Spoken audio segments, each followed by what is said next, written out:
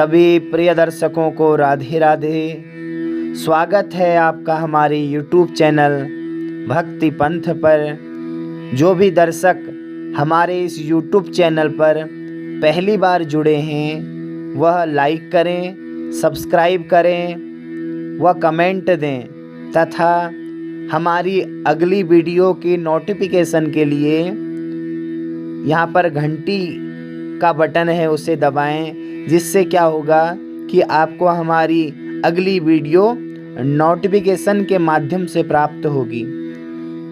वह सभी माताओं को यह पावन पर्व करवा चौथ की हार्दिक शुभकामनाएं। आइए इस पावन पर्व पर करवा चौथ व्रत कथा को पढ़ें।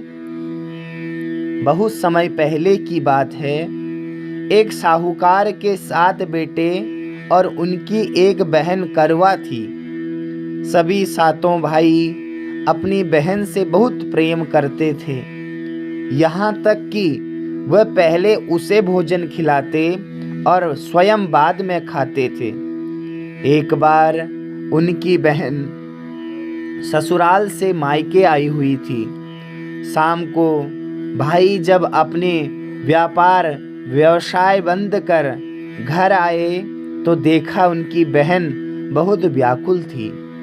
सभी भाई खाना खाने बैठे और अपनी बहन से भी खाने का आग्रह करने लगे, लेकिन बहन ने बताया कि आज करवा चौथ का निर्जला व्रत है और वह खाना सिर्फ चंद्रमा को देकर, उसे अर्घ्य देकर ही खा सकती है। चूंकि चंद्रमा अभी तक नहीं आए हुए थे, इसलिए वह भूख प्यास से व्याकुल हो उठी। सबसे छोटे भाई को अपनी बहन की हालत देखी नहीं जाती और वह दूर पीपल के पेड़ पर एक दीपक जलाकर चलनी की ओट में रख देता है। दूर से देखने पर वह ऐसा प्रतीत होता है कि मानो जैसे चतुर्थी का चांद उदित हो रहा हो। इसके बाद भाई अपनी बहन को बताता है कि चांद निकल आया है दीदी, तुम उसे अर्घ देने के बाद भोजन कर सकती हो। बहन खुशी के मारे अत्यंत प्रसन्न हो गई और सीढ़ियों पर चढ़कर चांद को देखती है, उसे अर्घ देकर खाना खाने बैठ जाती है। वह पहला टुकड़ा जैसे ही मुंह में डालती है तो उसे छींक आ जाती है। यह देखकर उनकी बहन तनिक थोड़ा घबरा जाती है, परंतु दूसरा टुकड़ा डालती है तो उसमें बाल निकल आता है।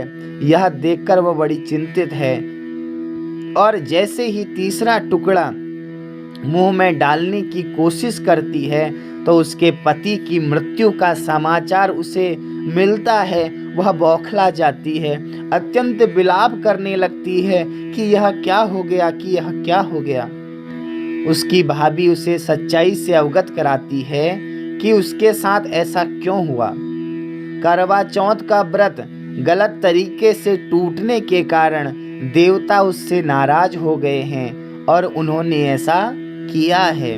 क्योंकि देवता क्षण भर में रुष्ट हो जाते हैं और क्षण भर में प्रसन्न हो जाते हैं। सच्चाई जानने के बाद करवा निश्चय करती है कि वह अपने पति का अंतिम संस्कार नहीं होने देगी और अपने सतीत्व से उन्हें पुनर्जीवन दिलाकर रहेगी।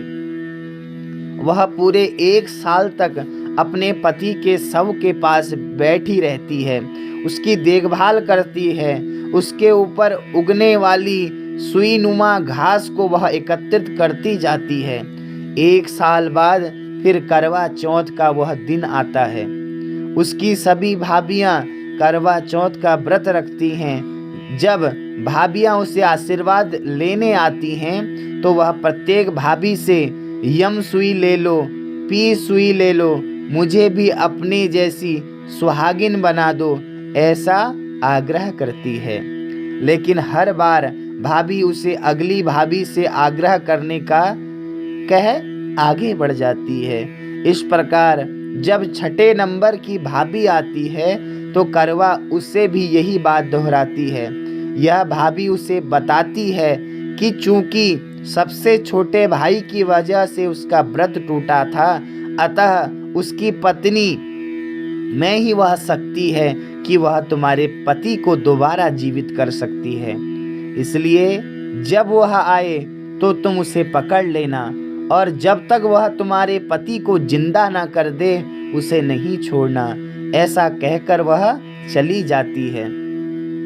सबसे अंत में छोटी भाभी आती है।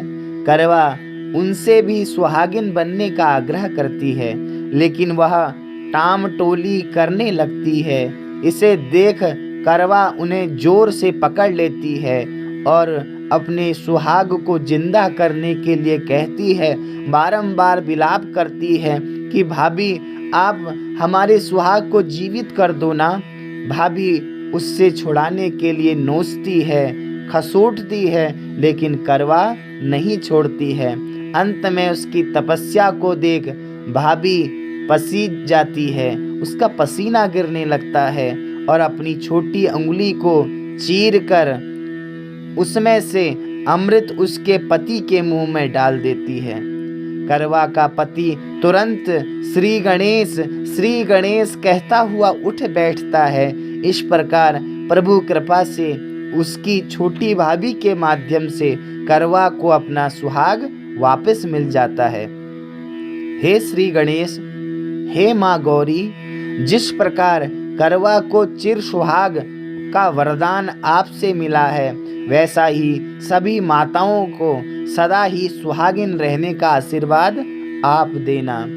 इस प्रकार की यह पावन कथा है। अतः आज करवा चौथ के इस पावन पवित्र व्रत उत्सव में सभी माताएं इस पावन कथा को श्रवण करें व श्रवण करने के उपरांत यह करवा चौथ का व्रत निर्विघ्नतया संपन्न करें। सभी माताओं को, सभी दर्शकों को राधे राधे।